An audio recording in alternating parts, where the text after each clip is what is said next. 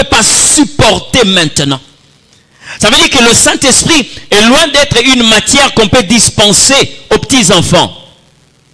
Quand je parle des petits-enfants, je ne fais pas allusion à l'âge physique, mais plutôt l'âge spirituel. Amen. Permettez-moi de parler de ces choses parce que nous allons toucher pourquoi est-ce que plusieurs personnes ont dévié par rapport au Saint-Esprit. Et pourquoi est-ce que plusieurs sont en train d'avancer. Tout nous est révélé dans la Bible. Je veux vous dire une chose. S'il y a des gens qui ont des Bibles ici, c'est que Dieu vous a tout donné. Ça va, non? Si vous avez la Bible, c'est que Dieu vous a tout donné.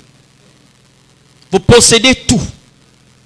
Maintenant, il faut pénétrer ce que Dieu vous a donné. Dieu a mis tout à notre disposition. Le secret de la puissance, la cause de la faiblesse. Comment est-ce que nous pouvons vivre la stagnation? Tout est dans sa parole. Je dis bien tout, sans exception, se trouve dans la parole de Dieu. J'aimerais poser la question de savoir, est-ce qu'il y a des gens ici qui veulent normalement vivre la puissance de Dieu? La beauté de la vie chrétienne réside dans la relation avec le Saint-Esprit. C'est comme ça que vous allez vous rendre compte la compréhension sur la matière concernant le Saint-Esprit a fait que nous puissions avoir dans l'église la religion et la spiritualité. Parce qu'en réalité, vous verrez dans l'église, même ici, il peut y avoir de ceux qui sont attachés au christianisme et de ceux qui sont dans la chrétienté. Dans la même église. Tout dépend du Saint-Esprit. Mais j'aimerais dire à quelqu'un, nous ne faisons pas partir du christianisme. Parce que tout ce qui est isme, c'est une religion. Nous sommes attachés à la chrétienté. C'est-à-dire, c'est la vie avec Dieu. Nous sommes tout à fait différents de toutes les religions du monde. Parce qu'au lieu de s'attacher au dogme, au principe, nous nous attachons à une relation. La personne du Saint-Esprit. J'aimerais que par le canal de cet enseignement, que vous puissiez redéfinir votre relation avec le Seigneur. Je peux beau parler. Mais si nous ne comprenons pas le pourquoi est-ce que Dieu a voulu que nous puissions comprendre cette différence entre entretenir une relation avec une personne et entretenir une relation avec une expérience, nous n'irons nulle part. Pourquoi ce thème est en train de parler de la sorte? Avant que je ne touche le texte, j'aimerais enlever les arêtes pour que nous puissions comprendre. Vous ne pouvez pas collaborer avec une personne au même titre que vous puissiez collaborer avec une expérience donnée. Ça va, non? Cette matière est en train d'enseigner et de faire asseoir la base de la collaboration, la connaissance, la communication, la communion. Vous comprenez ce que je dis? Donc tout ça, c'est autour du Saint-Esprit. Regardez la manière dont le Seigneur Dieu va présenter l'Esprit à ses propres disciples. Il faut que je m'en aille. Si je ne m'en vais pas, le Père ne vous enverra pas le Saint-Esprit.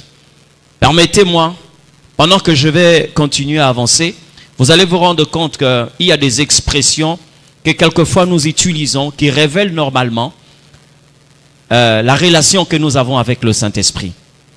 Des expressions qu'on ne peut jamais entendre de la bouche de celui qui développe une relation réelle avec le Saint-Esprit. Amen.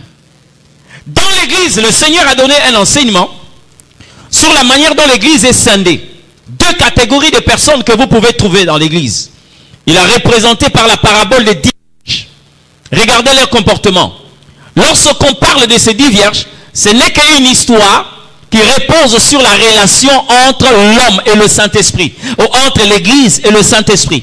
Si vous voyez les 5 vierges appelées folles, allez acheter, donner de l'argent, proposer de l'argent pour avoir l'huile, c'est parce qu'elles considéraient le Saint-Esprit comme une expérience. Parce que avec l'argent, on peut acquérir une expérience. Mais avec l'argent, vous ne pouvez jamais acheter une personne. Vous comprenez ce que je dis? Et lorsque le mari est venu, il a tranché, il a scindé ce groupe en deux. Les 5 qui comprenaient qu'il fallait développer une relation avec le Saint-Esprit en tant qu'une personne, et celles qui comprenaient que bon, avec l'argent, on pouvait avoir le Saint-Esprit. C'est là où vous voyez la race de ce qu'on appelle Simon, le magicien. Lui aussi, il avait la pensée que le Saint-Esprit était une expérience. Lorsqu'il a vu les disciples, les apôtres, naviguer dans cette dimension, il est venu proposer de l'argent. Vous comprenez? Vous avez déjà lu ces textes de la Bible. Que non, prenez cet argent, donnez-moi ce pouvoir. Au cas où j'impose mes mains sur quelqu'un, que cette personne reçoive le Saint-Esprit. Pierre lui a dit, que ton argent meure avec toi, parce que dans ces choses, tu n'as ni lot ni part. Est-ce que cette parole révèle aussi qu'il y a des gens ici, en ce qui concerne la relation avec le Saint-Esprit, des gens qui n'ont ni part ni lot dans cette affaire?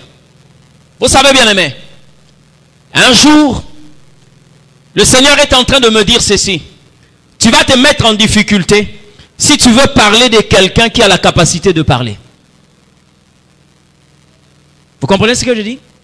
Vouloir parler de quelqu'un qui a la capacité de parler, vous allez vous donner du travail. Moi, je ne viens pas ici parler de Dieu. À chaque instant que je suis convoqué, mandaté par Dieu, je me suis toujours disposé de sorte que je ne parle pas de Dieu, mais qu'il parle au travers de moi. Parce que le Dieu que nous servons parle. Amen. Il parle. Et vous regarderez dans la Bible, lorsque un animal s'est disposé, Dieu lui a donné les paroles des hommes. L'âne a parlé comme un homme. Il s'est seulement disposé pour dire, Seigneur, me voici. Dieu avait besoin de quelqu'un qui pouvait enseigner Balaam. Mais à cette place, la personne n'était là. Dieu a vu un âne qui était disposé et lui a donné les paroles des hommes. Un âne a parlé comme un homme pour dire, pourquoi tu me tapes? Est-ce que quand nous voyageons avec toi avant, est-ce que je me comporte de la sorte? Regarde devant toi. Et la Bible dit, l'Éternel ouvrit les yeux de Balaam et il vit un ange debout avec une épée nue. Et l'ange lui dit, si l'âne ne s'était pas battu, je t'aurais tué. Vous comprenez ce que je dis? Donc en réalité, lorsque nous arrivons à ce stade où nous parlons du Saint-Esprit, il est mieux que le Saint-Esprit lui-même s'exprime. Et si vous voyez des personnes qui ont accouché cette doctrine où les gens considèrent le Saint-Esprit comme une expérience, c'est tout simplement parce que les gens se sont ouverts à la réflexion et ils ont fermé la porte de la révélation. Je ne sais pas si ta Bible dit la même chose, mais ma Bible dit qu'aucune parole de l'Écriture ne soit l'objet d'une interprétation particulière. C'est-à-dire que quand tu ouvres la Bible et que tu commences à dire, voilà, ici, ça veut dire quoi? Selon moi, je crois que ça veut dire... Non, non, non, nous ne sommes pas habilités et Dieu ne nous a pas permis de vouloir interpréter sa parole. Non, non, lui-même est celui qui explique, qui interprète et qui révèle sa parole. Vous savez quoi?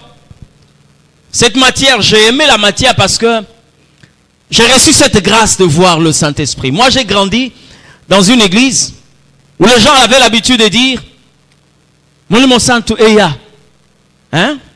Moulimo Santo Simbayo et tout là. Vous vous rendez compte que même cette façon de parler révèle la relation que l'homme a avec le Saint-Esprit. Et on nous enseignait comme ça. Et quand j'ai quitté le pays, arrivé là où j'étais parti, et on nous enseignait aussi sur le Saint-Esprit. Et nous nous sommes rendus compte que si beaucoup de personnes aujourd'hui n'ont pas une relation profonde avec le Saint-Esprit, c'est à cause de ces choses. D'accord? Mais avec vous, nous allons voir pourquoi est-ce que les gens sont tombés dans ces pièges. Pourquoi est-ce que le diable peut vous laisser avec le nom du Saint-Esprit, mais ne pas avoir la relation avec le Saint-Esprit? Il est facile d'écrire le Saint-Esprit. Si je donne aujourd'hui le stylo à tout le monde ici, les gens vont écrire Saint-Esprit sans faute. Mais quand vous regardez dans leur vie, ils n'ont aucune trace de la présence du Saint-Esprit. S'il faut que nous puissions passer un test appelé Saint-Esprit, tout le monde va réussir. Mais quand il faut démontrer la relation que vous avez avec le Saint-Esprit, quelquefois nous aurons beaucoup de personnes. Être bien habillé, être bien habillé. C'est vrai que Dieu n'est pas contre ça. Mais l'église a commencé avec des gens, même quand ils étaient crasseux, très mal habillés, il y avait la puissance du Saint-Esprit. Parce qu'il y a une différence entre le vêtement et le revêtement. Amen. Amen. D'où est venue ces choses? D'où est venue ces choses? D'où est venue cette chose? D'où est venue cette chose? D'où sont venues ces choses? Pourquoi est-ce qu'aujourd'hui l'Église est devenue ce qu'elle est devenue? Je parle d'une manière générale, quand bien même qu'il y a des particularités. Il y a des gens qui marchent et qui comprennent comment est-ce qu'il faut réellement marcher. Il y a aujourd'hui des enseignants qui disent, je sens. Il y a aujourd'hui des enseignants qui disent, je sens la présence du Saint-Esprit. Tu n'as pas besoin de sentir la présence du Saint-Esprit. Personne ne peut me répondre lorsque je pose la question de savoir, est-ce qu'il y a quelqu'un qui sent ma présence ici? Non, non, parce que vous la voyez. Vous n'avez pas besoin de sentir ma présence. D'accord? Mais vous me voyez. Une chose qui m'a choqué lorsque Jésus a dit, le monde ne me verra pas, mais vous me verrez. Vous savez, l'une des grandes visitations que j'ai à bénéficier de la part du Seigneur, c'est lorsqu'il est venu effacer dans ma mémoire cette conception qui montre que le Saint-Esprit est une force. Le Saint-Esprit, c'est une puissance. Je me retrouvais dans une vision. Ce n'était pas dans ma chambre, mais c'était une petite chambre où il y avait seulement le lit et la fenêtre. Je n'ai pas vu la porte. Mais cette fenêtre était ouverte. Et je regardais. Là, je voyais quelque chose qui avait l'apparence soit de cette, cette matière, le mercure. Hein? C'était comme la lune, comme le mercure, mais ça bougeait. Mais j'étais tellement attentionné à voir qu'est-ce qui est en train de se passer. À l'intérieur, il y avait un pasteur qui était avec moi. Moi, j'étais couché sur le lit et le pasteur était debout. D'un bond, ce que je voyais là, d'un seul bond, c'est comme quelqu'un qui a fait un seul pas. Il se retrouve dans la chambre. Mais vous voyez que c'était une personne, mais qu'on ne pouvait pas vraiment toucher parce qu'il avait un corps que les hommes n'ont pas. Mais vous sentez que c'est une personne. Alors, quand cette personne est entrée, elle commençait à parler avec le pasteur. Moi, j'étais derrière. La personne m'avait donné le dos. Donc, vous ne savez pas distinguer cette personne est de quelle race, mais vous sentez qu'il y a quelqu'un ici. Elle parlait avec le pasteur. Après, j'ai levé ma main pour toucher cette personne. Et elle s'est retournée. Elle m'a dit ceci. Non, je suis venu pour toi. Mais comme je l'ai trouvé ici, c'est comme ça que je vais lui communiquer un message. Mais je suis venu pour toi. Il a fini de parler. Il est venu s'asseoir ici. Moi, j'étais couché comme ça. Il est venu s'asseoir ici. Vous ne voyez pas distinctement la personne, mais vous sentez qu'il y a quelqu'un qui est là et qui est en train de parler. Il me pose la question de savoir, est-ce que tu me vois? Je n'ai pas répondu. Il a fait ça et j'ai vu comme une bistouri. C'était comme une lame gilette, une petite épée qui est sortie de son doigt. Et il a fait ça. Quand il fait ça, sur moi, donc humainement parlant, tu sens qu'il y a quelqu'un qui a pris un objet tranchant et qui t'a enfoncé dans l'œil. Et il a traversé d'un bout jusqu'à l'autre. Il me pose la question, est-ce que tu me vois? Je n'ai pas répondu. Il a refait encore dans l'autre œil. Il a fait la même chose. Et quand il pose la question, est-ce que tu me vois? C'est en ce net moment-là que je l'ai vu correctement. Et il me pose la question, est-ce que tu me connais? Bien-aimé, même si on n'a pas été à une école théologique, notre esprit reconnaît le Saint-Esprit. Vous savez, le corps que nous avons là, ce corps-là est une dérivée. Là, est dérivé. Mais la primitive, c'est d'abord l'esprit. Parce que l'homme, avant d'être matériel, il est d'abord spirituel. L'homme, avant de vivre dans le monde, il a vécu dans la tête de Dieu. Lorsque Dieu dit, créons l'homme à notre image. Donc, Dieu avait déjà l'homme au-dedans de lui, et il a cherché un corps pour le loger. Mais lorsque vous êtes en face du Saint-Esprit, vous allez le reconnaître facilement. Il a posé la question, est-ce que tu me connais? Je lui ai dit, oui, c'est toi, le Saint-Esprit. Alors, il a commencé à parler. Il m'a transmis un bon nombre de lignes ma mission, de mon ministère. Voilà ce que tu feras. Voilà. Bien aimé, pendant qu'il est en train de parler de la sorte, j'ai compris pourquoi Dieu avait dit à Moïse, personne ne peut me voir et rester en vie. C'est-à-dire que dans la vision, moi je suis en train d'intercéder que quelqu'un entre dans ma chambre qui m'asperge l'eau. Parce que bien aimé, vous ne pouvez pas imaginer. Ce jour-là, je suis resté au moins 1 heure de temps. Après cette visitation, je ne pouvais pas bouger, hypnotisé sur le lit. C'est pour la première fois que je vois la chair de poule qui sort même dans les paumes de main. De la tête jusqu'aux pieds. Donc même quand je regarde ma paume de main, je ne sais pas s'il faut parler de chair de poule parce que peut-être qu'il faut parler de chair de dindon. C'était tellement grand. Vous comprenez un peu? Ça dit que des boutons là, c'était tellement gros que je ne saurais pas parler d'une chair de poule. J'en avais partout, alors jusqu'au même à la plante de pied. Je suis resté comme ça. Je voyais la lumière dans ma chambre, mais je ne savais pas bouger. Et il me dit, je suis réel. Vous comprenez? Je suis réel. Plusieurs personnes qui me suivent lors de mes interventions, j'ai souvent l'habitude de dire que Dieu est plus réel que la personne qui est à côté de vous. Ce n'est pas pour rien. Amen. Ce n'est pas pour rien. Pourquoi est-ce qu'aujourd'hui nous avons des personnes qui considèrent le Saint-Esprit comme une expérience? C'est tout simplement parce que, à cause du symbolisme, quand vous regardez dans la Bible, même au commencement, regardez la manière dont l'Esprit est présenté. Le pneuma, le souffle de Dieu. Le fait qu'on a fait une comparaison par rapport au souffle, on s'est dit que non, il n'y a aucune personnalité dans le Saint-Esprit. Vous regardez, on vous parle de la flamme. On vous parle de la colombe. Il est représenté par beaucoup de choses. L'huile, tout ce que vous pouvez connaître comme un symbolisme du Saint-Esprit. Mais est-ce que c'est une raison que les gens tombent dans cette considération que le Saint-Esprit est une expérience? Loin de là. Parce que même le Christ est aussi dans les symbolismes. N'est-ce pas qu'on a représenté le Christ en tant qu'un agneau? N'est-ce pas qu'on l'a présenté comme le sceptre, c'est-à-dire un arbre? N'est-ce pas qu'on a parlé de Christ comme étant de l'eau? N'est-ce pas qu'on a parlé de Christ comme étant un lion? N'est-ce pas qu'on a parlé de Christ, n'est-ce pas? Mais est-ce que nous tombons dans la considération de dire que Jésus est une expérience? Avec une expérience, vous pouvez vous déplacer. Mais avec la personne, elle va vous faire déplacer. Vous savez, bien aimé, il est temps que vous puissiez vous arrêter. Si vous voulez vivre dans la vérité, la première démarche à faire n'est pas d'abord de chercher comment dire la vérité aux autres. Mais la première démarche, c'est de savoir comment se dire la vérité soi-même. Jésus a dit, tu aimeras ton prochain comme toi-même. C'est-à-dire que si tu veux apprendre à aimer le prochain, tu dois apprendre à t'aimer toi-même. Alors, on doit se poser la question de savoir quelle est la relation que j'ai avec le Saint-Esprit. Vous savez quoi?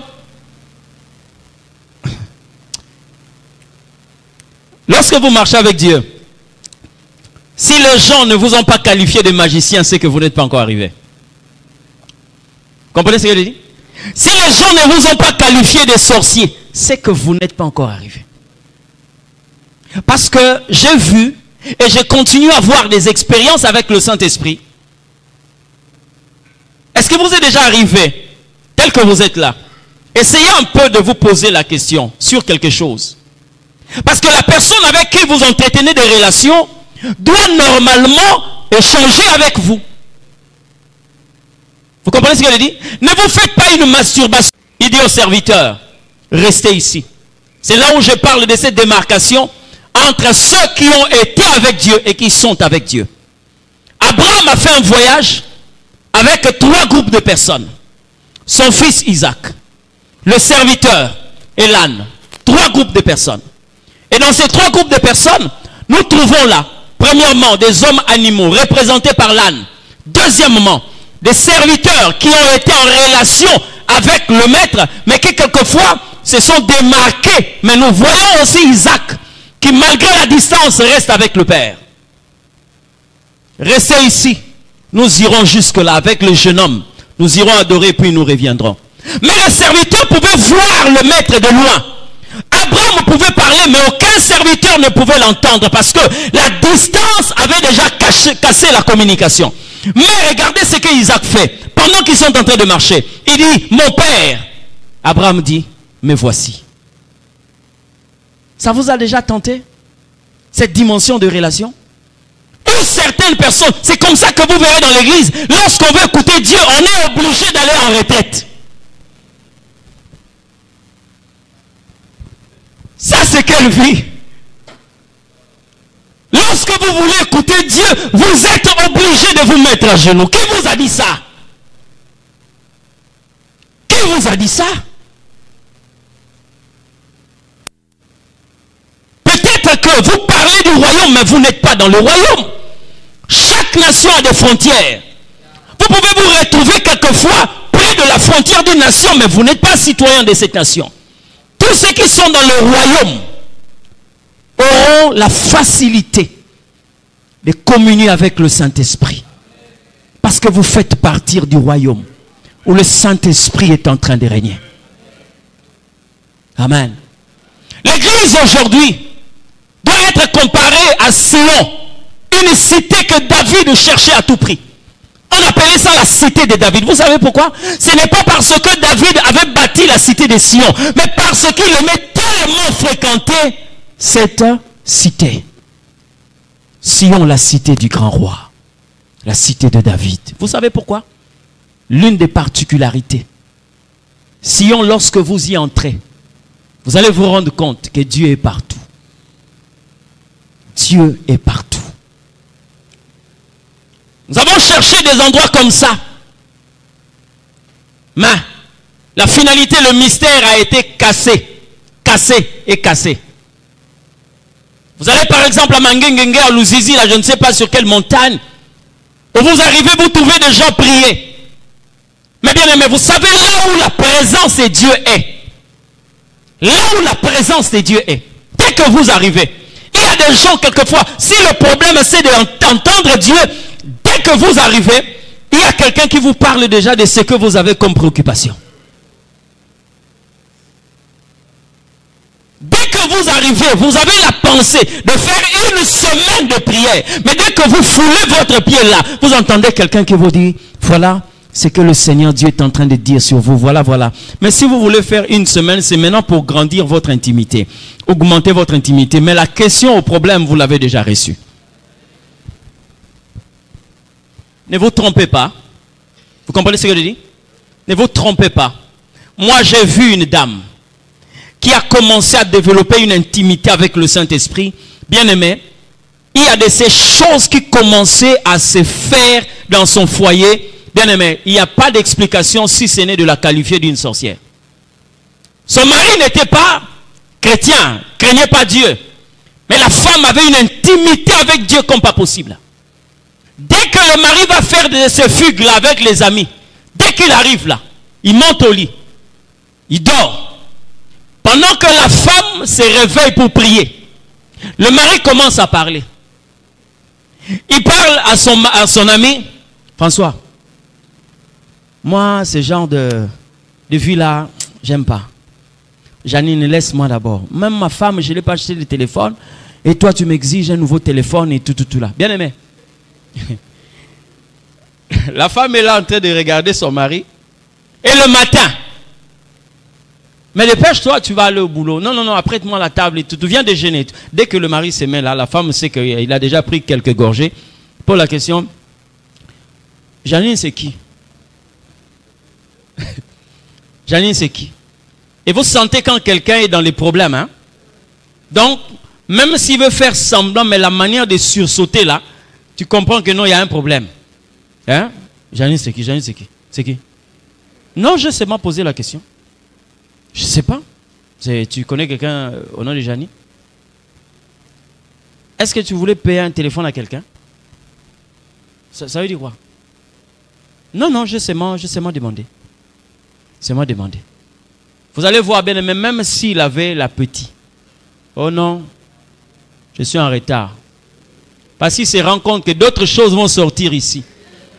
Dès qu'il va là-bas, quand il arrive, et un jour, Il est en train de parler comme il parlait à son ami. Il dit, je veux pas continuer avec ces choses parce que la sorcière là qui est à la maison là, tout ce que nous sommes en train de dire ici, elle va répéter ça là-bas. Et le matin, la femme lui a parlé, lui a posé la question de savoir, mais pourquoi tu m'appelles sorcière quand je t'ai dit tout ce que tu fais à l'extérieur? Tu as appris ça de qui? Moi, je vais t'appeler sorcière. Pourquoi? Pourquoi? Non, tu m'as appelé sorcière, tu étais avec tel. Le mari prend son sac. Il dit, laisse-moi tranquille, j'ai des choses dans la tête. Mais lui-même, quand il est à l'extérieur, il se rend compte, mais qu'est-ce qui se passe? Est-ce que cette femme a des caméras? Est-ce que cette femme a des agents de renseignement? Est-ce que... Non, non, parce qu'il y a quelqu'un qui entretient une relation avec le Saint-Esprit. Et pour ce genre de personnes, vous ne pouvez pas vous cacher. Avec le Saint-Esprit, même Dieu est incapable de vous cacher quelque chose. Même Dieu. Tu me poses la question de savoir comment. Regardez, lorsque Dieu s'est rendu compte qu'Adam était seul, il a fait quoi? Il a plongé dans un profond sommeil. Pourquoi Dieu l'avait plongé dans un profond sommeil? Parce que Dieu ne voulait pas qu'Abraham, Adam plutôt, comprenne ce qu'il était en train de faire. Il a retiré une côte. Il a fermé la chair à sa place. Bien aimé, vous savez, lorsqu'on parle du sommeil profond, ce n'est pas le sommeil, d'accord? En réalité, Dieu avait tué Adam. Parce que la Bible est en train de dire, ceux qui meurent en Christ sont dans un profond sommeil. Et le jour où on est allé réveiller Samuel, Samuel a parlé à Saoul en disant, pourquoi tu m'as dérangé de mon... Voilà. Et pourtant, Samuel était déjà mort. Mais il appelle cela le sommeil là qui peut empêcher quelqu'un de sentir la douleur lorsqu'on est en train de retirer la côte. Quelle dimension d'anesthésie! Dieu retire la côte, il renferme la chair à sa place, il va aller former la femme et il amène la femme. Dieu est resté silencieux, d'accord?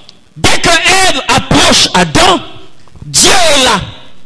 Adam dit à Ève, voici cette fois-ci l'os de mes os, chair de ma chair, parce que tu as été tiré. Donc même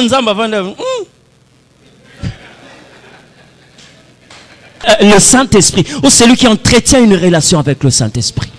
La beauté de la vie chrétienne repose sur le Saint-Esprit. C'est comme ça que le Seigneur,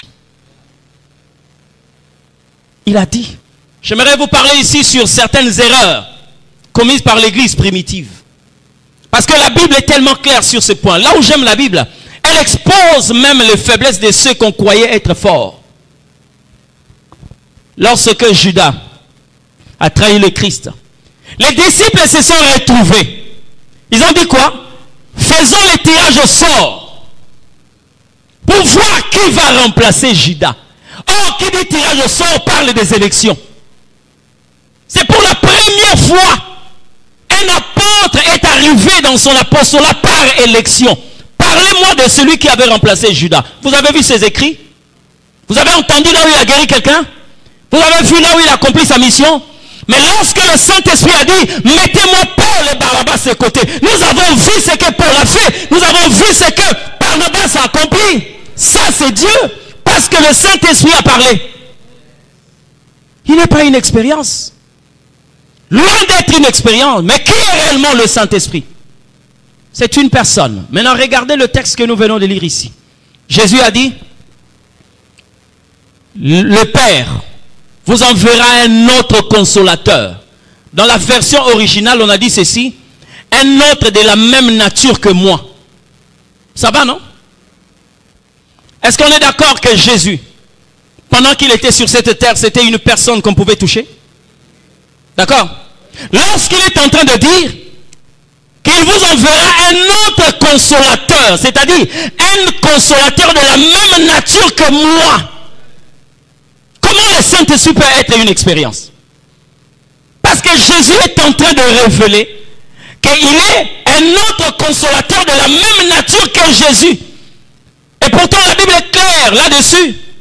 Lorsque vous voulez comprendre, si vous voulez comprendre réellement, c'est que Dieu veut. Bien-aimés, nous pouvons répartir dans la Bible parce qu'il y a un principe qui ne se contredit jamais. La Bible s'interprète elle-même. On est d'accord avec moi? Écoutez, lorsque Abraham est visité par Elohim, parce que chaque dimension de visitation, j'ai vu Abraham être visité par Melchisedec. Je n'ai pas le temps ici de révéler cela parce que c'est tellement profond. Mais ici, je parle de celui qui a visité Abraham en qualité d'Elohim. Le mot Elohim, c'est un mot singulier mais qui exprime un pluriel caché. C'est-à-dire, lorsqu'on parle d'un maître, c'est Adon. Lorsqu'on parle de plusieurs maîtres qui forment un, on parle d'Adonai. Ça va, non? Et le texte, le premier texte de la Bible, Genèse chapitre 1, verset 1, on dit, au commencement, Elohim créa les cieux et la terre. C'est le français qui a ramené Dieu, Dieu, Seigneur, Seigneur. Mais lorsque vous touchez le premier verset du livre de Genèse, vous comprenez déjà de quoi il s'agit. D'accord? Un pluriel qui se cache dans l'unité. C'est vrai que bon, l'église est aussi quelquefois dérangée par ces genres d'enseignements. Vous trouvez dans l'église les trinitaristes, vous trouvez dans l'église les unitaristes. Ok? Il y a des ceux qui vous disent que voilà, Dieu, c'est lui-même le Père, c'est lui-même le Fils, c'est lui-même le Saint-Esprit. Il y a des ceux qui vous disent que non, voilà, il y a le Père, le Fils et le Saint-Esprit. D'où, dans l'église, on trouve des unitaristes et des trinitaristes. Nous devons normalement nous casser la figure sur ça? Non, mais parce que nous savons que quand vous parlez de la Trinité, la Trinité en réalité c'est quoi? La Trinité n'est qu'une triunité. Ça va, non? Une triunité. Maintenant, pour comprendre cette triunité, nous voyons Abraham vécu dans la dimension d'Emmanuel, c'est-à-dire Dieu parmi les hommes. Deuxième personne de la Trinité, qui a fait longtemps et qui demeure jusqu'aujourd'hui avec les hommes, c'est qui a fait longtemps et qui demeure jusqu'aujourd'hui avec les hommes, c'est le Saint-Esprit. Ça va, non? Pendant qu'Abraham est visité par ces trois personnes, écoutez-moi très bien, il est visité par ces trois personnes, il donne le message qu'il devait normalement donner, ta femme enfantera et tout. Alors comme certains chrétiens, eux, ils attendent seulement au mariage, la guérison, l'élévation, le travail, c'est la race de Sarah. Elle, si elle entend seulement que l'année prochaine tu embrasseras un fils, elle s'arrête là. Pour elle, c'est fini. Ce que je cherchais, je l'ai. Mais quand ces visiteurs se sont levés, Abraham a dit, Isaac, oui, reste là. Mais moi, je continuerai à marcher avec ceux-là. Il a commencé à marcher avec ceux-là. Et pourtant, ils ont déjà laissé la promesse d'Isaac. Mais il a dit non, je vais encore avancer. Quels sont ceux qui peuvent continuer à s'attacher à Dieu quand bien même l'Éternel accomplit déjà ce dont ils avaient besoin? Arrivé à un certain moment, je vais vous dire une chose, hein. Je n'aimerais pas être dans un couple comme ça et j'ai l'habitude de dire ça à mon épouse. Hein? J'ai l'habitude de lui dire ça. Vous savez que Sarah n'est pas entrée à Canaan parce qu'elle était une femme de foi. Non. Sarah est entrée dans Canaan parce qu'elle s'attachait à Abraham. Mais Abraham est entré dans Canaan parce que c'était un homme de foi. Là où Abraham est avec Dieu, Sarah n'écoute pas ce genre de choses. Mais pourtant, ils partagent le même lit. Dieu dit, cacherai-je à Abraham? Mais pendant que Dieu est en train de parler, Sarah est restée. Hein? C'est comme ça que vous verrez, à un certain moment, Dieu dit à Abraham, sors de ta maison. Pendant que Abraham se réveille la nuit, Dieu laisse Sarah en train de dormir. Et Abraham, Dieu lui dit, regarde les étoiles. Mais la femme était où? Vous devez monter au même titre que vos maris qui servent le Seigneur. Amen. Parce que si vous ne prenez pas la décision de monter, vous allez prendre la décision d'être une force de pesanteur pour attirer l'homme vers le bas. Or, normalement, vous devez l'aider à percer. Amen. Ça, c'est un conseil que je donne avec différents problèmes, avec des difficultés sérieuses. Mais lorsqu'il est rentré de l'église, quelquefois il dit à sa femme, serre-moi. Femme dit non, mais tu dois d'abord te doucher, tu dois te reposer avant de manger. Et la femme a déjà pris une petite feuille, là où elle a écrit à l'intérieur, Ne te sous-estime pas, tu es un homme puissant. Et quand il se retrouve dans la douche, il trouve un bout de papier. Mais qui a déposé ça ici? Quand il ouvre, c'est son épouse qui écrit. Ne te déconsidère pas. Tu es un homme puissant. Tu es battu de là où je venais. Une force revenait à moi. Quand je suis à table, quelquefois, j'ouvre le couvert. Au lieu de commencer à manger, je trouve encore une autre feuille. J'ouvre à l'intérieur. C'est mon épouse qui dit. Le ciel te connaît. Tout ce que tu rencontres comme difficulté, le monde des ténèbres est en train de trembler parce qu'il sait que tu es une bombe à retardement. Il dit, ce sont ces messages qui m'ont soutenu jusqu'à ce qu'un jour j'ai dit, Seigneur, j'aimerais un peu voir l'homme que cette femme est en train de voir. Tu dois me révéler l'homme que cette femme est en train de voir. Et Dieu lui dit, je t'attendais depuis longtemps. Tu dois connaître un autre toi. Ne vois pas tes difficultés. Tu as reçu l'énergie de transformer ces difficultés en points positifs. C'est un grand serviteur de Dieu. Il a laissé des hommes puissants et il est rentré dans la gloire de Dieu avec un témoignage puissant, très puissant, d'un homme qui a impacté sa génération. Amen. Cacherai-je Abraham? C'est ce que je veux faire. Là, Sarah n'est pas. C'est comme ça que même l'épreuve d'Isaac, Dieu n'a pas parlé à Sarah. Et Abraham lui-même aussi n'a pas associé Sarah. Parce que il se disait, si je dis à Sarah que je vais tuer cet enfant-là, ça va être compliqué ici. Non, j'arrive. Il est sorti et pourtant il partait pour égorger, sacrifier cet enfant. Mais il n'a pas parlé à Sarah. Lorsque Dieu parle à Abraham, est-ce que je peux cacher Abraham ce que je vais faire à Sodome et Gomorrhe? Abraham était seul. Ça révèle, bien aimé, le degré de l'intimité de ceux qui ne sont pas attachés aux simples promesses terrestres, mais de ceux qui veulent Dieu. Vous savez, il est difficile d'escroquer Dieu. Hein?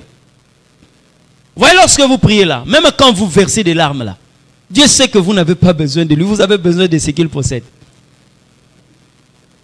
C'est-à-dire, quand il vous donne là, hein, c'est pas que vous l'avez escroqué, mais c'est une manière de se moquer de vous. Il vous connaît bien. Amen. J'aimerais avoir des gens comme Moïse. Si c'était à notre époque, tel que vous êtes là, Dieu dit à Moïse, je vais vous faire entrer dans Canaan, mais moi-même je n'irai pas. J'enverrai un ange avec vous. Il vous mettra en possession de Canaan. Oh, si c'était toi. Si c'était toi. Hein? Il y a que Dieu te dit, cette année-là, je fais de toi un ambassadeur. Je fais de toi un conseiller de ministre. Je fais de toi un vice-ministre. Mais je n'ai pas le temps de t'accompagner. Seigneur, merci. Que ton nom soit béni. Mais malgré cette offre, Moïse a dit à Dieu, si toi-même tu ne viens pas, nous ne bougerons pas d'ici. Si toi-même tu ne viens pas, la race de personnes qui peut parler comme Pierre. Là sur la montagne, il n'y avait pas de boutique.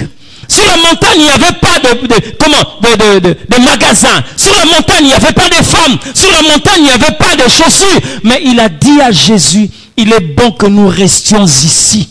Nous construisons 3 tentes. Une pour toi, une pour Moïse et une pour Élie. Pierre, qu'est-ce que tu vas manger? Seulement la gloire de Dieu. J'aimerais rester dans cette dimension de vie. Pierre n'a pas voulu rejoindre le pied de la montagne. Il a préféré le sommet de la montagne. Quels sont ceux-là qui peuvent demeurer dans cette dimension relationnelle avec le Seigneur? Pendant que Dieu dit à Abraham, cacherai-je Abraham ce que je veux faire? Ils étaient combien? Combien de personnes sont parties à Sodome et Gomorrhe? On parle de deux sont partis à Sodome. Mais ceux qui sont venus visiter Abraham étaient au nombre de 3. Pourquoi? Parce que Sodome représente le monde. D'accord? Lorsqu'ils sont sur la montagne en train de parler avec Abraham, il faut que l'un reste sur la montagne et les deux vont passer dans le monde. Et il s'agit de la personne de Christ et le Saint-Esprit. Il n'est pas une expérience. Pour libérer l'autre, il a fallu 2 qui sont descendus là. Là où il y avait le péché. Là où il y avait l'abomination. C'est ce que vous voyez, le monde là est rempli de péchés. Mais Dieu a envoyé que deux. Il y a le Christ et il y a le Saint-Esprit. Le Père n'a envoyé que deux. Il est loin d'être une expérience. Vous comprenez un peu, c'est que même Moïse a prophétisé là-dessus par rapport aux paroles que Jésus a sorties ici. En disant que le Père vous enverra un autre consolateur de la même nature que moi. Vous n'avez pas entendu Moïse parler de la sorte? Il dit aux enfants d'Israël, l'Éternel vous enverra un autre prophète comme... C'est dans Deutéronome, hein? Deutéronome, je crois, 18-15, si je ne me trompe pas. L'Éternel vous enverra un autre prophète comme moi. Et il parlait de Jésus. Quelqu'un une fois m'a posé la question de savoir, mais est-ce que Jésus était comme Moïse? Oui. Moïse est une personne. Et en son temps, Dieu a envoyé aussi Dieu dans la chair humaine, dans un corps humain. Il a été comparable à Moïse. Comment? Parce que vous allez vous rendre compte qu'il y a des similitudes entre Moïse et le Christ. Premièrement, les deux sont nés pendant une période de menace de roi. C'est pas ça? Moïse est né pendant la menace qu'avait mise en place le roi d'Égypte, Pharaon. Jésus est né pendant une période où il y avait une menace instaurée par Hérode. De l'autre côté, on tuait des garçons et de l'autre côté, on tuait aussi des garçons. Donc quand il dit qu'un autre prophète comme moi, il parlait de Jésus. Et vous vous rendez compte que, bien aimé, quand vous prenez la personne de Christ et la personne de Moïse, Moïse a refusé la gloire de l'Égypte et Jésus a refusé la gloire du monde. Vous prenez Moïse, vous vous rendez compte qu'il était le libérateur d'esclaves en Égypte. Et vous voyez le Christ est le libérateur des esclaves du péché. C'est pas ça?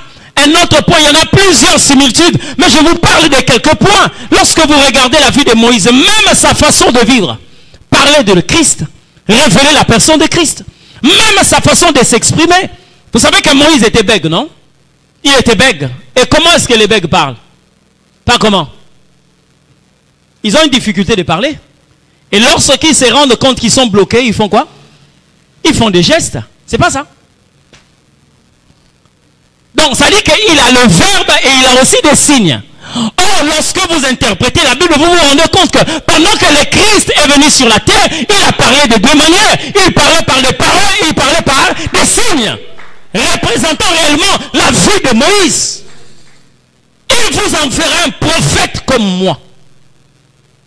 Et si nous parlons du Saint-Esprit comme une personne indispensable, vous savez bien aimé, le caractère indispensable signifie quoi? C'est-à-dire que vous ne pouvez pas le remplacer par quoi que ce soit. Quelqu'un peut avoir soif. Au lieu de prendre de l'eau, on lui donne par exemple du jus. Ça peut compenser. Mais lorsqu'on parle du Saint-Esprit, il n'y a rien qui peut remplacer le Saint-Esprit. Vous comprenez? C'est avec le Saint-Esprit que l'Église est née. L'Église est née dans la puissance de Dieu. Dans la puissance de Dieu, tel que vous êtes là, vous êtes les dispensateurs de mystère de Dieu. C'est bien que nous puissions venir à l'église bien habillés, on roule carrosse, on a tout ce que nous pouvons avoir ici sur cette terre. Mais ce n'est pas ce que fait l'église. Vous voyez le costume que j'ai porté là? Je ne suis pas le seul. Là. Dieu est entré. Là. Dieu est entré.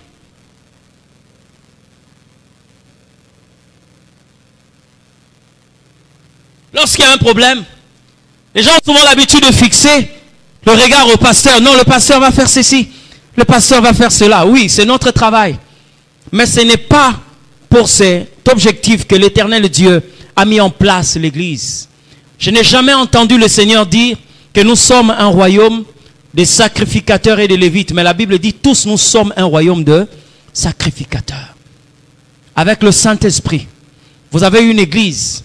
Même lorsque vous entrez là, vous abordez le portail de l'église là, le simple shalom d'un protocole peut vous guérir d'une maladie. Lorsque le Saint-Esprit est à sa place. Amen. Dans une église où le Saint-Esprit est, même le pasteur est garanti. Même le pasteur est sécurisé. Vous savez, dans la marche chrétienne, certains péchés, vous ne le ferez pas parce que vous ne voulez pas le faire, mais parce que l'Éternel Dieu a ouvert tous les yeux de ceux qui sont autour de vous. Donc, quand tu reviens là, hein?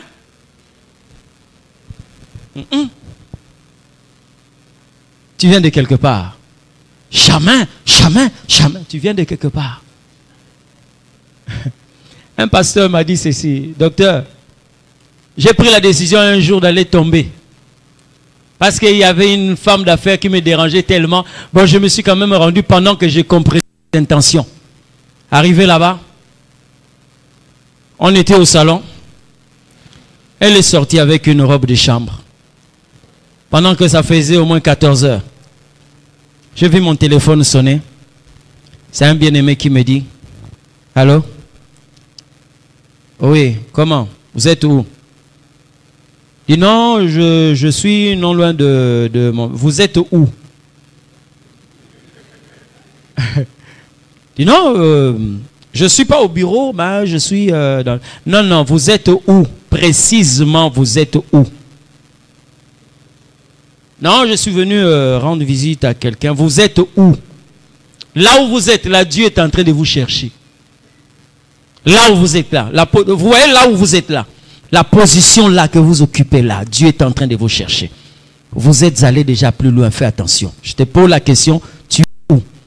Il dit: docteur, j'ai dit à cette dame-là, j'ai dit: maman, j'ai une urgence.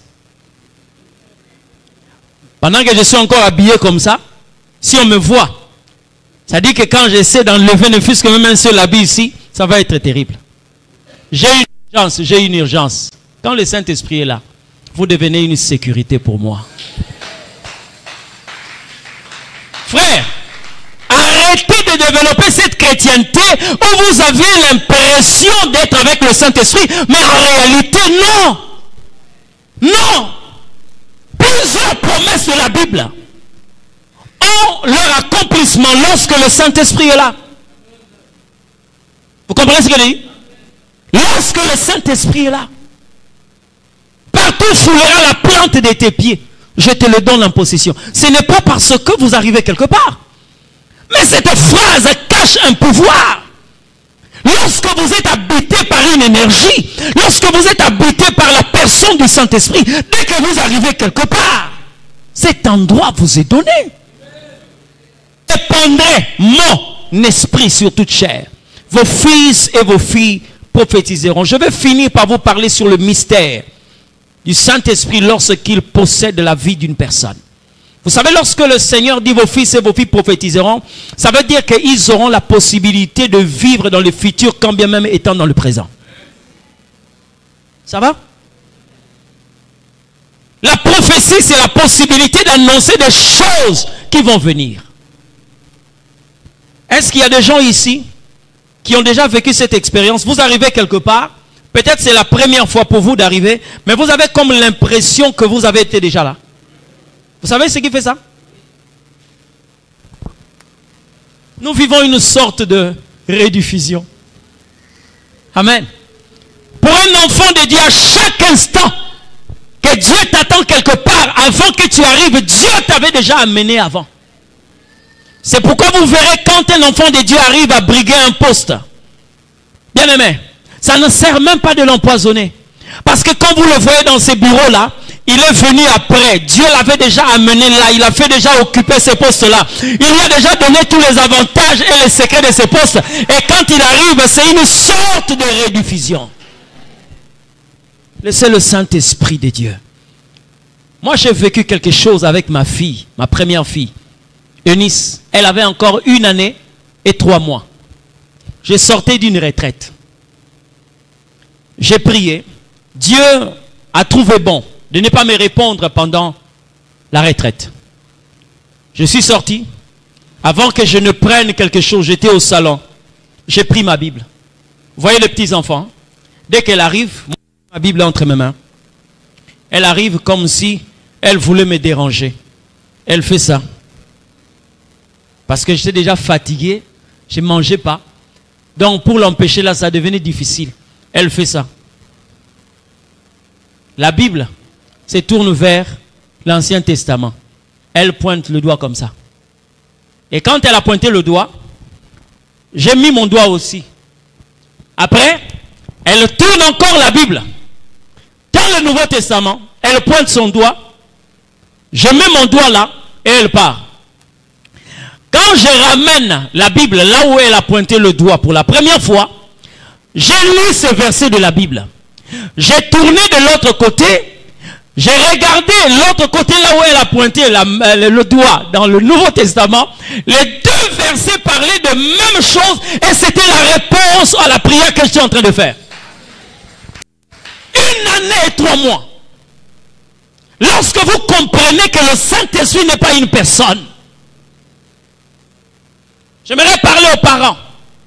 Vous avez la possibilité. J'ai vu des personnes ensorceler des enfants dans les seins de la mère.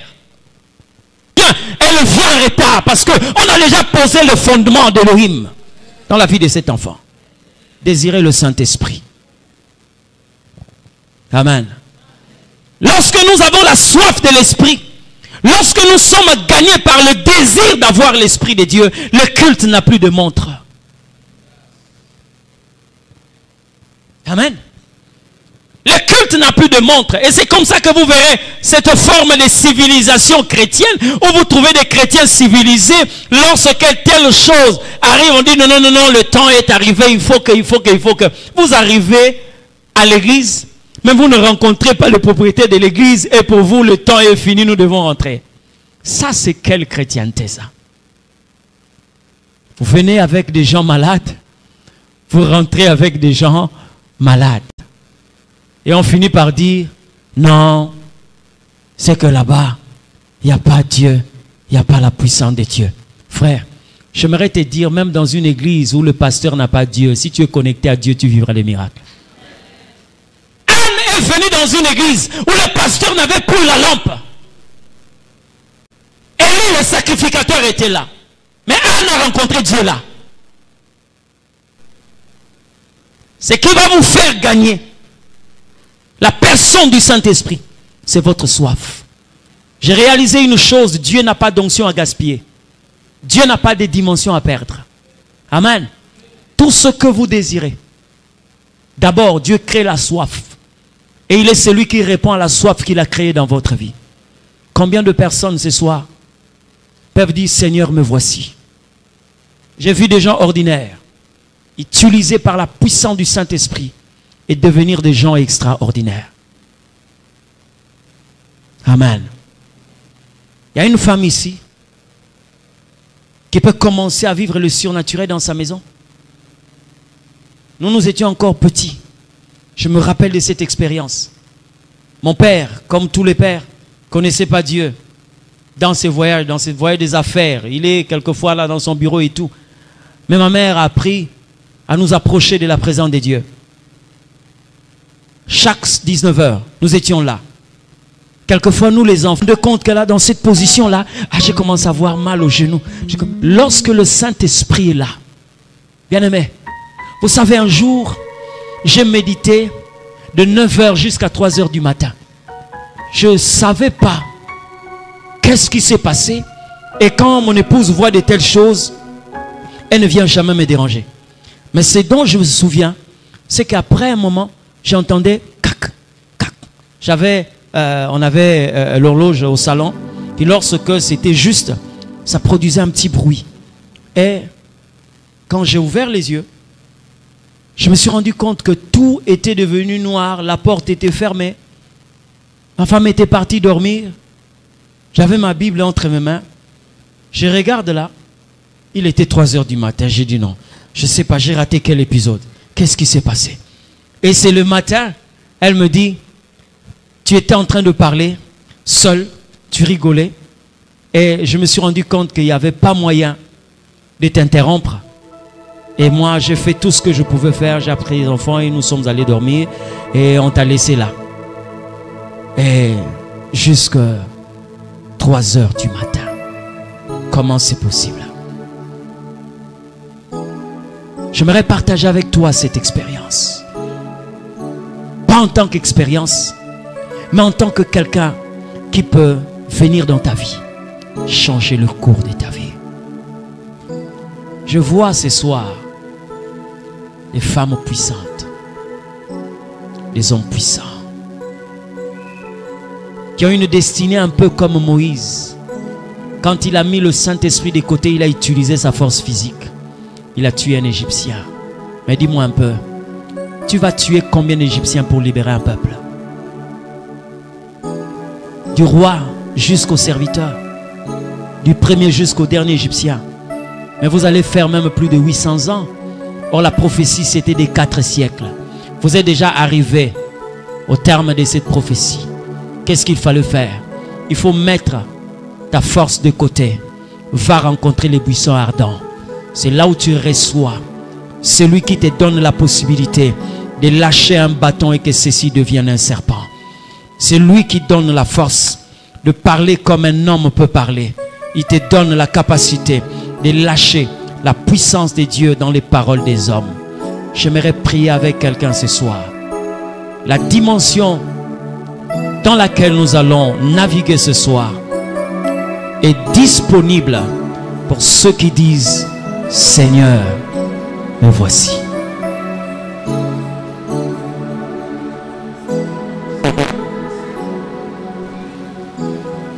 Seigneur, me voici. La Bible me dit, prenez la position que de la soif qui t'anime. J'aimerais que tu puisses rompre avec cette chrétienté apparente, avec ces semblants d'être gagnés par le Saint-Esprit. Quand il possède une vie, tout le monde se rend compte que Dieu est dans ces lieux, dans cet endroit. Saint-Esprit, merci. Dieu cherche les personnes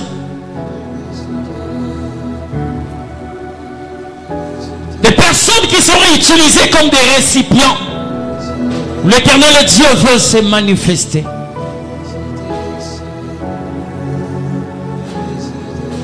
Des libérateurs qui vivent d'abord comme des criminels et des fugitifs. J'aimerais parler à quelqu'un. Le problème qu'il y a dans ta maison, ces cas de difficultés de maladie, cette montagne qui est dressée devant toi, c'est pas moi d'ordonner à cette montagne. C'est lui qui va faire alliance avec toi ce soir. C'est lui qui va t'emballer ce soir. C'est lui à qui tu vas céder la place ce soir. Il y a quelque chose qui va se passer dans ta vie. Parle à l'Éternel Dieu. Je sens le bruit de ces eaux puissantes. J'entends le bruit de ces eaux puissantes. Saint-Esprit, merci. Saint-Esprit, merci. Nous voici, Seigneur Dieu, dans ta présence. Nous venons abandonner à tes pieds, Seigneur Dieu, nos faiblesses. Et être habité par la puissance divine. Être habité par ta personne. Bien-aimé, vous avez la garantie dont le Seigneur est en train de dire. Vous êtes le temple de Dieu. La maison où demeure le Saint-Esprit de Dieu. Je parle de quelqu'un qui va divorcer ce soir. Cette dimension de vie où tu crois arriver, où tu acceptes la corruption venant de la part des hommes de ce monde. Lorsqu'on te donne du travail, lorsqu'on te donne une position financière, lorsque tu as l'équilibre matériel, tu crois être arrivé.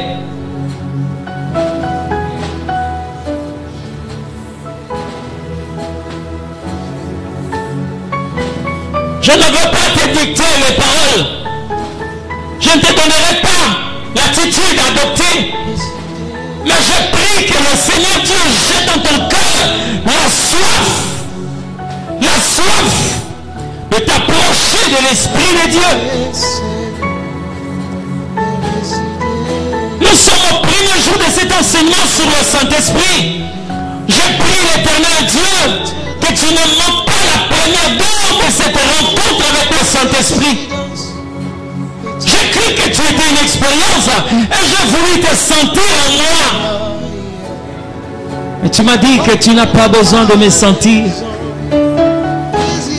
Je suis là.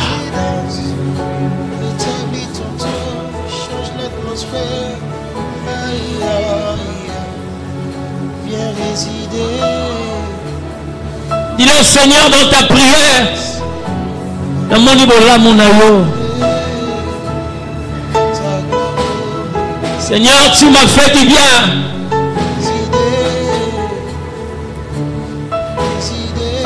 Seigneur, tu m'as fait du bien. La plus grosse bêtise que le diable a commise, c'est de te laisser venir ce soir. Là où la rencontre de ce soir amène ainsi que les transformations dans ta vie, tu cesses d'être un homme et une femme ordinaire.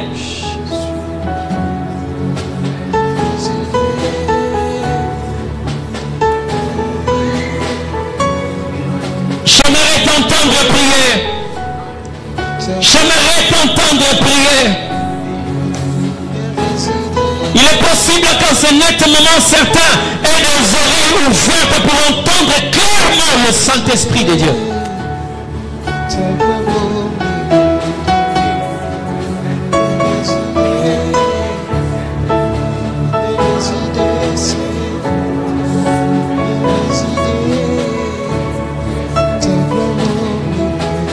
Parle au Saint-Esprit, parle au Saint-Esprit.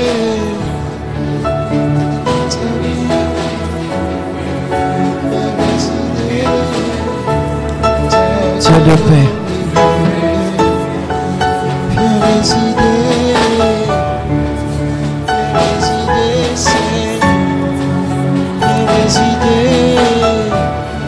Ta gloire au milieu de nous. Viens résider, Seigneur. Viens résider. Ta gloire au milieu. Écoute-moi, bien-aimé. Vous avez la grâce d'avoir ici un pasteur qui est établi par le Seigneur. Vous avez la grâce ici d'avoir un pasteur, un berger vrai.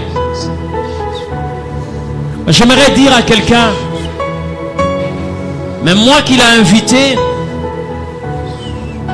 je ne suis pas aussi un Ivoirien. La même grâce que l'Éternel Dieu accorde aux pasteurs de cette église, je peux vous le dire, bien-aimés.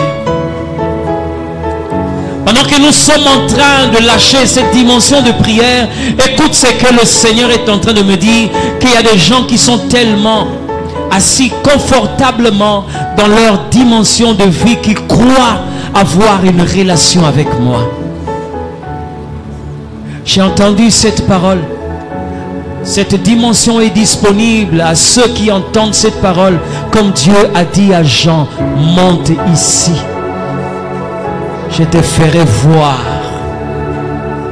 Monte ici. Ta manière de prier, ta manière de te disposer, ne révèle pas la soif que tu dois manifester pour avoir le Saint-Esprit. Aujourd'hui, je ne prie pas pour les gens. Je vais prier pour toi demain. Et aujourd'hui, je te laisse le temps de prier. Mais vous serez surpris quelquefois ce soir, Dieu touche même les petits enfants.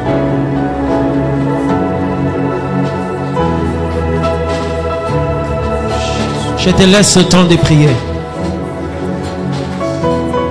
Et celui qui se sent insatisfait, dis au Seigneur, me voici. Ce que je te dis, je vois le Seigneur en ces lieux.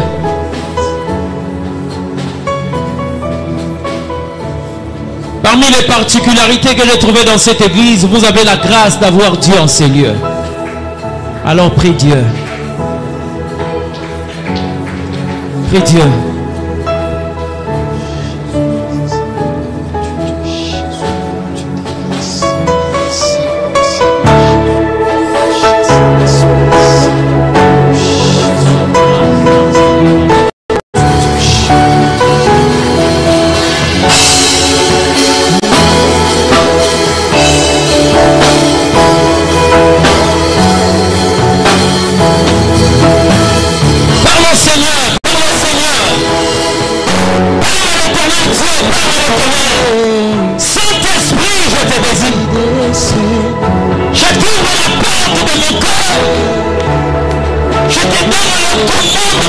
vie, pendant que tu es en train de le manifester, il est en train de te toucher.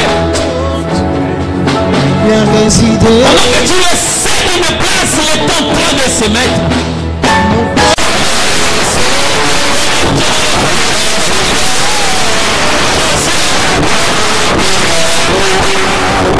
Viens résider. Viens envahir. Seigneur, Viens résider. Ta gloire au milieu de nous. arrive là où le Seigneur veut que tu sois. Arrive là où Dieu veut que tu puisses. Ta gloire au milieu de nous. Viens résider. Gloire à ton nom, le prince. Envahir ces lieux. Viens résider. Ta gloire au milieu de nous. Viens résider. Viens envahir ces lieux. Gloire à ton nom, le prince.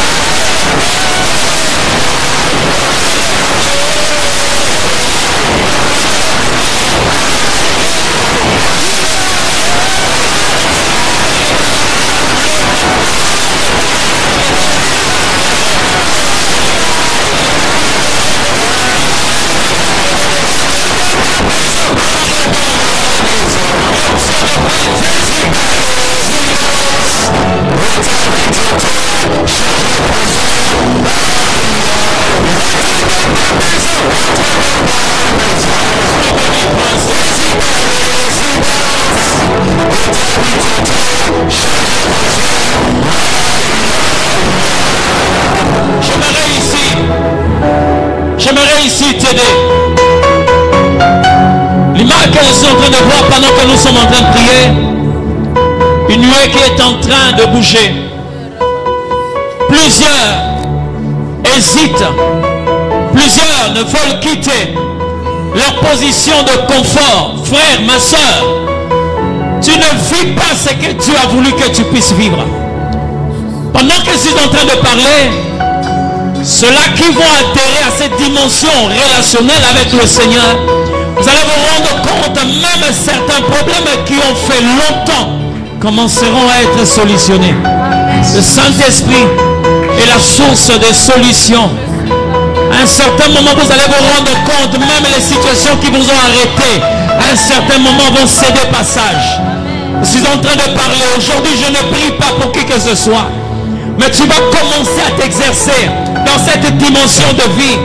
Ne te crois pas stable dans cette dimension. Le Seigneur a dit dans sa parole, le monde attend la révélation du Fils de Dieu. Tu n'es pas celui qui doit commencer à recevoir l'influence des autres. Mais tu dois commencer à influencer ta génération. Jésus. J'aimerais que cette première journée, que les gens rentrent et pour aller récolter des témoignages à la maison. Tu vas expérimenter ce que le Saint-Esprit est réellement. Tu vas expérimenter ce qu'il est réellement.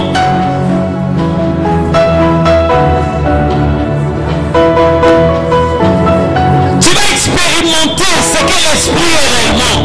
Accepte seulement de divorcer avec la dimension de vie que tu as traînée pendant longtemps. Une dimension de vie basée sur le tâtonnement. Là où tu ne sais pas comprendre la voix de l'Esprit, à un certain moment tu commences à dire une voix me dit fais ça, une autre voix me dit ne le fais pas. Comment tu n'es pas arrivé au point? J'aimerais même que certaines personnes arrivent à recevoir d'une manière claire.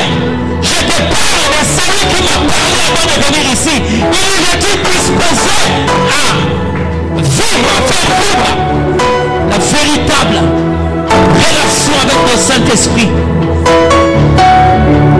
Il y a des gens qui quitteront cette église pour aller impacter les nations. J'aimerais te choquer si je te dis que le Saint-Esprit n'est pas la connaissance. On peut avoir la connaissance mais ne pas avoir le Saint-Esprit.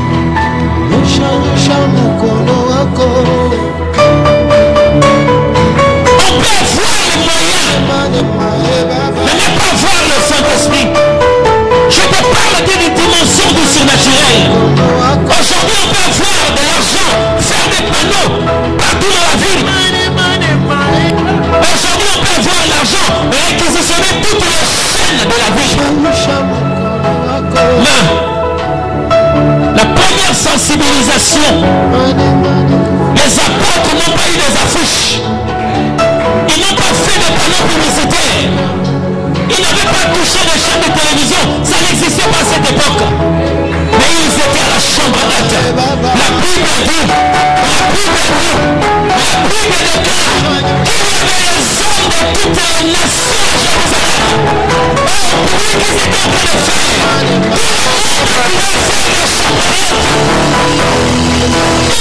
Une prédication a mené plus de 50 000 personnes converties. Pas d'affiche, pas de panneau, pas de sonorisation, mais avec la puissance du Saint-Esprit. Arrête de développer une telle chrétienté. Arrête de développer une telle relation. Nous devons vivre ce que le monde ne peut pas vivre. Nous devons commencer à mettre en place ce que le dictionnaire ne peut pas expliquer. L'église devient un pavillon en maladie que l'hôpital ne peut plus traiter.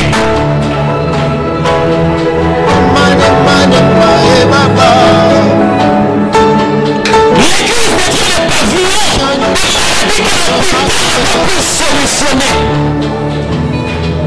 Et c'est dans cette prière, cet endroit, que l'Éternel opère un signe en ta faveur. Pour te dire que tu dois quitter cette dimension de vie.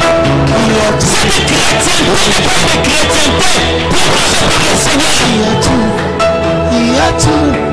Il y a toutes choses dans sa présence, il y a tout.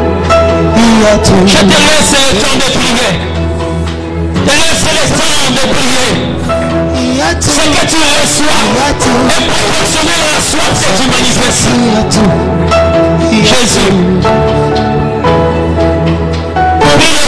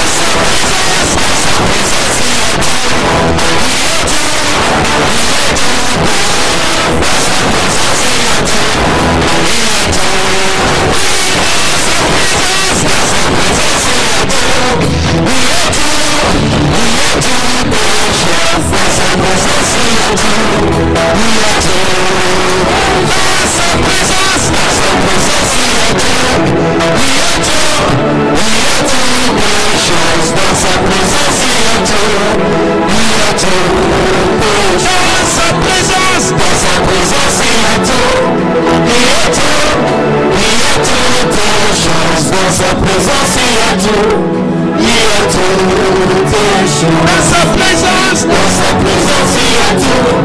Il y a tout. Il y a toutes choses. Dans sa présence, il y a tout. Il y a toutes choses.